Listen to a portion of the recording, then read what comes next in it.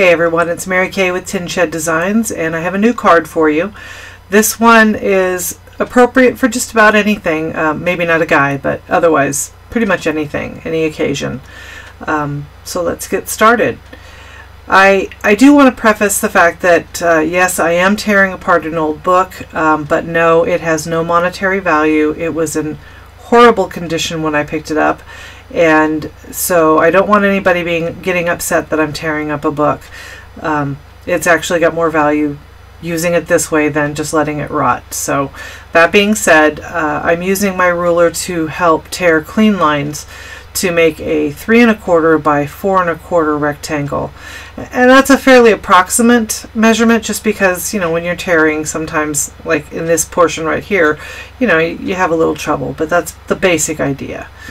I'm going to use Daisy White ink, the pigment ink that we carry with Close to My Heart, to stamp the swirls, and these swirls come from the Love Life stamp set. I used a couple of things out of that stamp set. Really like it. Anyway, now my original intention was to just stamp it in the white pigment ink and heat set it, but not emboss it, because Close to My Heart isn't carrying embossing powders any longer. Unfortunately, because the book page is so porous, the ink just sunk right in and it just disappeared. You couldn't see it. So I went ahead and pulled out my white embossing powder and went ahead and heat embossed it, and you can see here that I'm kind of struggling with it. The book page, the paper is thin, so it, you know, it wants to flip and turn with the pressure of the hot air blowing on it. So, and normally I would be using a craft sheet and I could just set it down and heat away, but with my cutting mat there, I had to be careful because the heat of the heat gun will warp the cutting mat. So I eventually got smart enough to grab my tweezers and hold it, because my fingers were getting just a little too hot.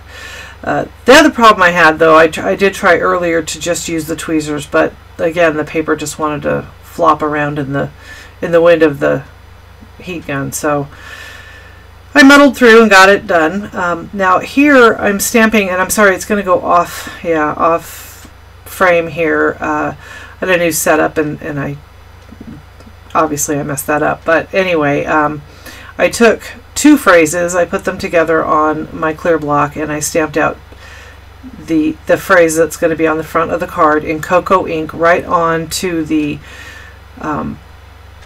wood grain paper that comes from the Timberline paper pack. I love that paper pack. It's probably my favorite of all of them. And I went ahead and used the liquid glass to apply the book page to the wood grain paper, simply because most of the other adhesives I tried the snail adhesive, that tore the page, and the red line tape, that's too strong to even worry about. I probably would have torn the paper pulling the backing off of it. So just a light dabbing around the edges of the paper with that liquid glass worked great. Now the red line adhesive is perfect for applying this Hollyhock zipper tape.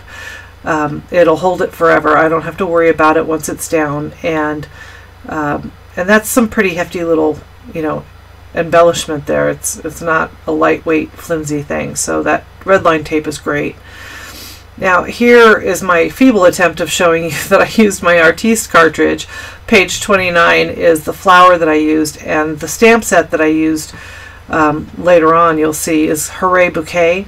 And all these item numbers will be at the end of my page, or at the end of the video. I've taken the Damask embossing folder that we carry now, and I took blush ink and I swiped it along the recessed side of the embossing folder, meaning the Damask print on that side of the embossing folder is recessed, so that once I run it through the machine, which you're going to see I'm going to struggle with, because just because I struggle with everything, but you know, I eventually get things done, and I'm okay with that. But anyway, so I fumblingly get it through there, and when I take it out of the embossing folder, you're going to see that the Damask portion of the embossing folder is now is now still white or off-white because I'm using the Colonial White, and the background is blush pink. Now you want to be a little careful when you're pulling out, if you're putting a cut image or a cut design onto your embossing folder.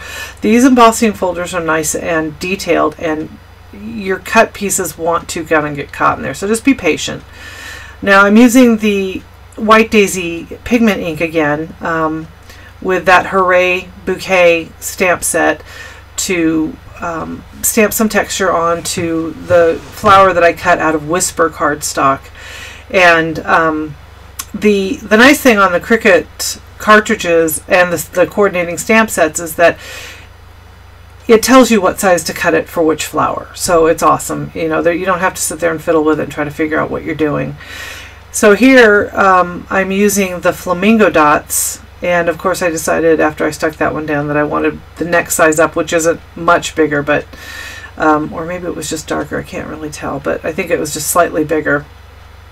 Anyway, and then I went back and pulled the little tiny ones to go around it, and you're going to see here that one of them, I must have, when I took it off the backing sheet, I must have left the adhesive on the backing sheet. I do that sometimes. I get my piercing tool in the wrong spot, and so, you know, a little dab of liquid glass and I'm set. That's going to stay there forever, so I don't have to worry about it. I'm going to go ahead and finish that off with a couple more of the flamingo dots.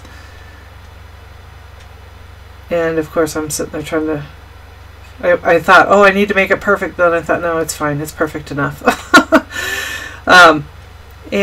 This is the mini chevron ribbon that we're carrying. This is new in this idea book, and it's in the topiary color. And I just took 12 inches of that and decided to tack some loops together with some thread, needle and thread. You can use the red line tape, you can use liquid glass. The reason I didn't do the red line tape is I really struggle with pulling off the backing of pretty much anything that has a backing on it. I have no fingernails and I have very chunky fingers, so little detail work is kind of difficult for me now. But you'll see here you could easily use it to hold those loops together, because I'm using it to adhere the loops to the card, and as you can see I'm struggling to get that backing off. That's why I just figured it was faster for me to sew those loops together, but you can put them together any way you like. You know, if you don't want to sew them, use that red line tape. It's great. I just didn't want to struggle with pulling the backing off. So, and I'm rambling. So let's. I'm doing this live time, or you know, I'm not unscripted. So, yeah, bear with me. Anyway, I'm going to go ahead and adhere those loops that, you know, kind of represent leaves or just loops. To the card front, and I'm kind of seeing how that looks, and of course I've got to fuss with it because that's what I do. And as I'm doing all of that, I'm noticing that the single little tail sticking out just kind of looked funny, so I grabbed another couple inches of the ribbon and tacked that down with the red line tape, and I'm going to use the foam tape to pop up the flower just to give it a little extra dimension. And also because there's so many different levels sitting there between the loopy ribbon and the hollyhock zipper tape and everything else, that I figured the dimensional foam tape would, you know, help that sit a little easier. I'm also just kind of roughing up those petals. You can see I'm just trying to put a little curve to them before I attach it, and that gives it another layer of dimension, so that it's not just kind of flat sitting there. And there we go. Now this is where I get those flamingo dots out again, and I'm using the different sizes and a couple different colors. You get, I believe, 3 colors and 3 sizes. I don't have them sitting in front of me at the moment, but I think that's what you get in the packet. So you know, there's a lot of versatility, and I'm just placing them kind of where the swirls end. Obviously you can put them anywhere you like. I just like them. They kind of give a, you know, little pop of color to that upper area that's otherwise a little bit plain. I also got the bitty sparkles out, and these are teeny tiny sparkles, and I just added those here and there just for another little a little punch to the card. And I'm going to use some more of the foam tape to adhere the card front to the base, and the base is just a typical A2 card, you know, 4.5 by, or 4 1/4 by 5.5. Sorry about that. I like popping up my card fronts every now and then. It just makes it feel a little more important than just sitting flat on there.